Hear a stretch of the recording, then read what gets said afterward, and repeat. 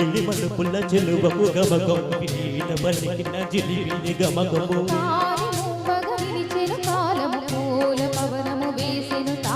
గేయమంది తొలి ప్రాయం రాయమని మాయని మధుకావ్యం స్వాగతించిన ప్రేమ పదం సాగినది ఇరువురి బ్రతుకురథం కోరికల తారకల సీమలకు చేరుకొని వడి వడి పరవిడి ఉదయరవి కిరణం మెరిసినది ఊహల జగతిని